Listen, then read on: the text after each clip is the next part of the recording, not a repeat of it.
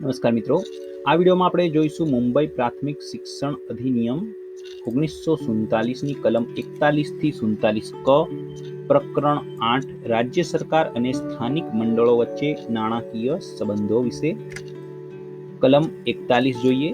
જિલ્લા school board અને અનઅધિકૃત નગરપાલિકાઓએ નાણાં આપવા બાબત દરેક જિલ્લા લોકલ બોર્ડ તથા અનઅધિકૃત નગરપાલિકાએ અમુક તેની ઉપજોમાંથી સરકાર નક્કી કરે તેટલા ભાગની રકમ પ્રાથમિક શિક્ષણના હેતુઓ માટે જિલ્લા સ્કૂલ બોર્ડ કે અધિકૃત નગરપાલિકાને દર વર્ષે આપી દેવા જોઈએ.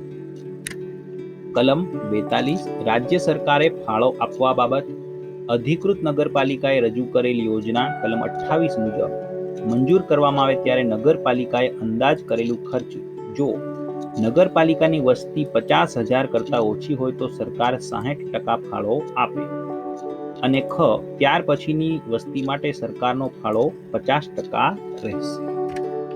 પરંતુ રાજ્ય સરકારને એમ લાગે કે ફંડનો દુરુપયોગ થયો છે કે થવાનો છે તો આવી નગરપાલિકાનો ખુલાસો માંગવામાં આવશે તથા ખુલાસો સંતોષજનક ન લાગે તો ગ્રાન્ટ કાપના પગલાં પણ લેવાશે.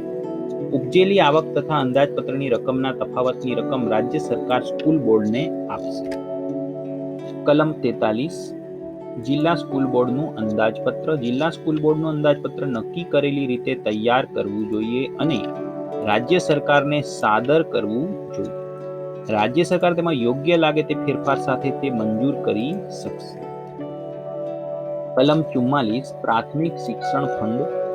દરેક જિલ્લા સ્કૂલ બોર્ડ અને દરેક અધિકૃત નગરપાલિકાએ પ્રાથમિક શિક્ષણ ફંડ નામથી ઓળખાતું ફંડ રાખવું જોઈશે. આ ફંડમાં સરકારી ગ્રાન્ટ, ફી તથા દંડની રકમ આવકના સાધન તરીકે હશે. નેક્સ્ટ કલમ 45 પ્રાથમિક શિક્ષણ ફંડનો ઉપયોગ. પ્રાથમિક શિક્ષણ ફંડ જિલ્લા સ્કૂલ બોર્ડના નામે રહેશે અને તેનો ઉપયોગ આ અધિનિયમની જોગવાઈઓને અધીન રહીને તેમાં જણાવેલ હેતુઓ માટે કરવો જોઈએ. તે ફંડ ઠરાવવામાં આવે તે રીતે રાખવું જોઈએ. તેનો વહીવટ અને ઉપયોગ કરવો જોઈએ.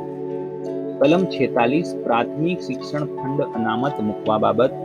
એમાં 1 નંબર પ્રાથમિક શિક્ષણ ફંડ સરકારી તિજોરીમાં કે બેંકમાં કે સહકારી મંડળી જે 1925ના અધિનિયમ મુજબ નોંધાયેલી હોય તેવી તેમાં રાખવું જોઈએ. જે ફંડની તાત્કાલિક જરૂરિયાત ન હોય તેને પોસ્ટ ઓફિસ સર્ટિફિકેટ કે સરકારની જામીનગીરીમાં રોકવું. સરકારી જામીનગીરીઓનું દરેકનું રોકાણ ભારતની રિઝર્વ બેંક અથવા રાજ્ય સરકાર પસંદ કરે તેવી બીજી કોઈ બેંક મારફત કરવું જોઈએ. નેક્સ્ટ કલમ 46 ક પ્રોવિડન્ટ ફંડ. જિલ્લા સ્કૂલ બોર્ડો પ્રોવિડન્ટ ફંડમાં પૈસા ભરનારાઓ અથવા અનામત મૂકનારાઓને ખાતામાં ફેરબદલીની તારીખ સુધી જે રકમ જમા હોય તેના જેટલી રકમ સદરહુ ફંડ ખાતે શક્ય હોય તેટલી જલ્દી લઈ જવી. એટલે કે આ 1947નો કાયદો આવતા પહેલા જે કઈ પ્રોવિડન્ટની સુવિધા હતી એમાંથી આમાં લાવવાની વાત છે. રાજ્ય સરકારને શંકા થાય તો એટલે કે ટ્રાન્સફરમાં શંકા થાય તો તે બાબત આ અર્થે અધિકાર આપેલા અધિકારીને મોકલવી જોઈશે અને તે બાબતમાં તેમનો નિર્ણય આખરી રહેશે. કલમ 47 મુસાફરી ભથ્થું. સ્કૂલ બોર્ડના અધ્યક્ષ, ઉપાધ્યક્ષ અને સભ્યોને સ્કૂલ બોર્ડના કામકાજ અર્થે મુસાફરી કરવામાં તેમણે કરેલા ખર્ચ માટે ઠરાવવામાં આવે તે દરે અને તે શરતોએ ભથ્થા આપવામાં આવશે. કલમ 47 ક ઓડિટ વિશે છે. જિલ્લા સ્કૂલ બોર્ડના હિસાબો ઠરાવવામાં આવે તે ગાળો રાખીને તે જ રીતે તે એજન્ટોએ તપાસવા જોઈશે અને તેનું ઓડિટ કરવું જોઈશે. દરેક સ્કૂલ બોર્ડ ઓડિટની નોંધો તેના જવાબો સહિત પોતાના વહીવટી રિપોર્ટમાં પ્રસિદ્ધ કરવી જોઈશે. Thank you for watching. અહીં આપણે આ વિડીયો પૂર્ણ કરીએ છીએ. નેક્સ્ટ ચેપ્ટર નેક્સ્ટ વિડીયોમાં આપણે લઈશું.